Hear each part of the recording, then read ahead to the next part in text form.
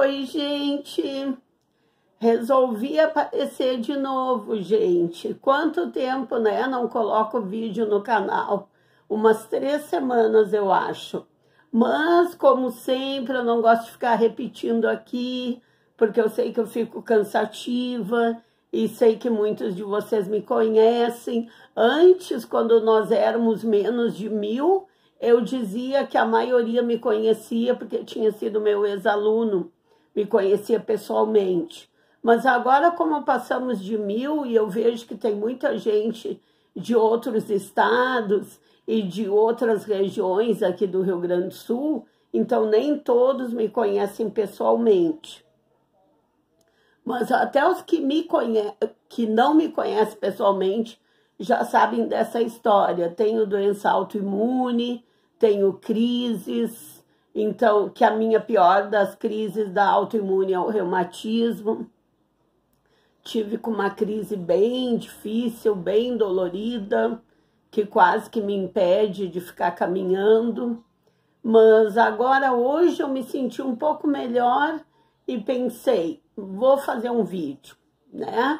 O meu cabelo tá meio a meio, um pouco já nasceu aqui, um pouco tá os fiapos que não caíram e que sobraram, fica os fiapos aqui, mas na verdade ele tá bem curtinho pelo que nasceu, porque vocês sabem que a doença autoimune faz cair cabelo, os remédios para doença autoimune fazem cair cabelo também, e etc. Mas não vim falar sobre doença autoimune. Vim falar mais um pouquinho, já que a gente está no pré-modernismo, eu pensei em algumas, vamos dizer assim, se é que a gente pode usar esse termo, curiosidades sobre esse gênio da literatura que foi Monteiro Lobato. Então, se a gente fala em Monteiro Lobato, quem não conhece Monteiro Lobato no Brasil e fora dele, né? Quem não conhece? Um dos maiores escritores brasileiros. Só as narrativas do Sítio do Pica-Pau Amarelo seria, assim, o suficiente para apresentar toda a sua criatividade, toda a sua genialidade, que ele foi um dos primeiros a fazer com que objetos inanimados, como a boneca Emília, como o sabugo de milho, o Visconde de Sabucosa. Hoje vocês viram que a minha doença autoimune está atacada na voz, né? A genialidade dele de fazer com que esses objetos inanimados se tornassem grandes personagens. E assim ele ia fazer com o último livro que ele estava preparando um pouquinho antes de morrer, que o protagonista do livro dele, e aqui que eu digo que nem sei, não sei se todo mundo sabe, seria uma montanha, a montanha mais alta da América Latina, a montanha do Aconcagua, que fica ali no limite entre o Chile e a Argentina. Então, aquela montanha, ela ia contar toda a história ali dos incas, dos maias, dos astecas. Eu até anotei aqui pela invasão dos espanhóis. Não, anotei.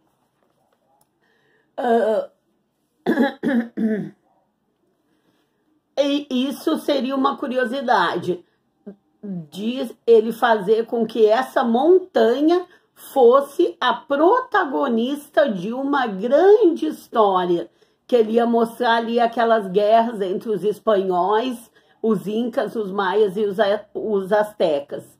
E outra curiosidade é que ele adorava manter correspondência. Ele se correspondia com todos os leitores dele que quisessem se corresponder, inclusive as crianças. Ele aceitava sugestões para os próximos escritos, para as próximas narrativas. Ele se correspondia com autoridades, como o presidente da Argentina, Perón. Ele se correspondeu muito porque ele queria unificar as literaturas da América. né, sobretudo da América do Sul, era um sonho que ele tinha, tanto que o Perón estava em tratativas com ele e outros governos da Argentina de começar a comprar livros do Monteiro Lobato para distribuir nas escolas públicas da Argentina. E uma curiosidade muito interessante para quem não é espírita e até para quem é espírita, que o Monteiro Lobato ele se correspondia regularmente e com muita seriedade e atenção com o mundo dos mortos. Ele fazia reuniões na casa de um amigo, de um escritor Castelo Branco, deixa eu ver qual era, do Carlos Heitor Castelo Branco, faziam reuniões em geral na casa dele, ou na casa de outro amigo, né, com a dona Purezinha, que era a esposa do Monteiro Lobato, com a Marta, que era uma das filhas, e essas correspondências entre os mortos, elas ficaram ainda mais abundantes e frequentes depois da morte de alguns filhos do Monteiro Lobato. E o Monteiro Lobato sempre fez isso com muita seriedade. Antes de ele começar a fazer essas reuniões e essas correspondências com o mundo dos mortos, com o mundo dos espíritos, ele estudou muito o espiritismo, ele se aprofundou muito no espiritismo, porque ele levava o espiritismo a sério. E dizem que um dos ex-amigos ou conhecidos era um ícone do jornalismo, que é chamado do vovô paulista do jornalismo, que era o, se não me engano, Maneco Lopes, que era o Maneco Lopes, vovô do jornalismo paulista.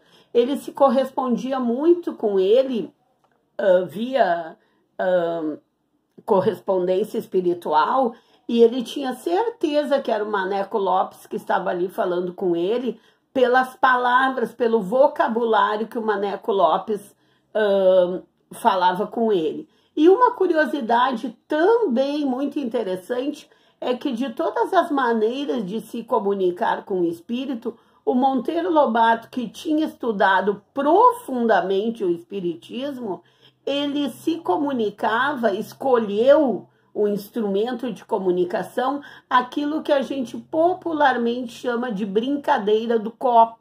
Ele fazia com a brincadeira do copo. Então, ele usava o método tipologia, né? Porque o copo vai ali letra por letra, formando as palavras. E ele pedia que a revisora dos livros dele, que é tanta coisa para falar, que eu anotei, né? Porque é tanto nome. A revisora dos livros dele, a Maria José Sete Ribas, que escreveu Monteiro Lobato e o Espiritismo, ela era amiga de infância e revisora. Ela depois tinha que fazer atas, porque o Monteiro Lobato tudo ele anotava em um caderno.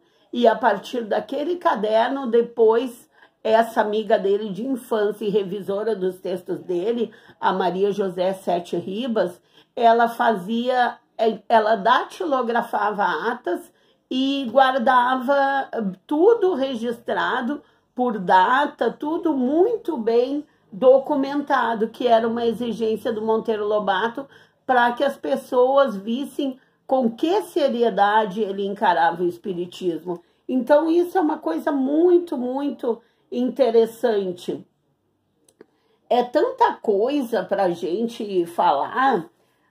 O Monteiro Lobato, entre 1930 e 1940, foi a década que ele mais se correspondeu com autoridades, com presidentes de países, com pequenos leitores, crianças mesmo, e isso tudo está numa tese de doutorado da Unicamp, da doutora Thaisa Albert. Ela consultou vários e vários arquivos para descrever toda essa correspondência do Monteiro Lobato.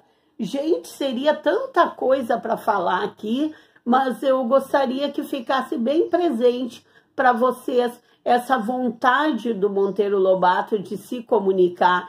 Eu diria que se hoje ele fosse vivo, como hoje a comunicação é pela internet, pelas redes sociais, ele teria uma rede social muito ativo, porque mesmo no tempo que tinha que responder carta por carta, ele respondia assim, ó, indistintamente. Podia ser o presidente da Argentina, podia ser uma criança de 8 anos lá do interior do Brasil.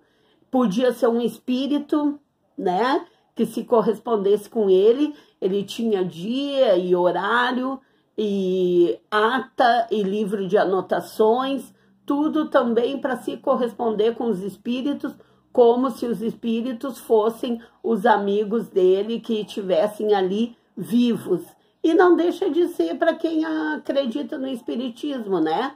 Como é o meu caso. Mas para quem não acredita, também não deixa de ser mais uma informação sobre esse grande escritor que foi o Monteiro Lobato, e que a gente não pode de jeito nenhum, em nenhum momento, querer permitir aquela bobagem de vamos censurar, porque ele falava determinadas palavras que hoje em dia não são politicamente corretas ou que são crime. Aí eu sempre digo, tá, então vamos censurar livros como Lolita, vamos censurar livros como Colecionador, porque tudo tem crimes bárbaros ali, né? Tem crimes de pedofilia em Lolita, vamos censurar então Nabokov. Tem crimes de sequestro e de deixar a pessoa morrer, como no Colecionador, e etc, etc. Todos os escritores, eles fazem um recorte daquele tempo em que eles vivem, né? E é muito importante para a gente ter esse recorte, para a gente saber como é que era a época. Então, o escritor, ele tem a pessoa física, que é a pessoa dele, como eu digo, e tem a pessoa jurídica, que é o narrador, que é o autor daquela história. A gente tem que saber fazer essa diferença. E o Monteiro Lobato, sem dúvida, é um dos grandes nomes da literatura brasileira e um dos maiores correspondentes, como eu coloquei, vou colocar aqui no título do vídeo, um dos maiores correspondentes, um dos correspondentes sem fronteiras, porque ele se correspondia, inclusive, com o mundo dos espíritos e com a mesma dedicação irretocável que ele tinha com o mundo dos encarnados, como a gente chama no espiritismo. Tá bom, gente? Então, por hoje é isso e até o próximo vídeo. Tchau, gente!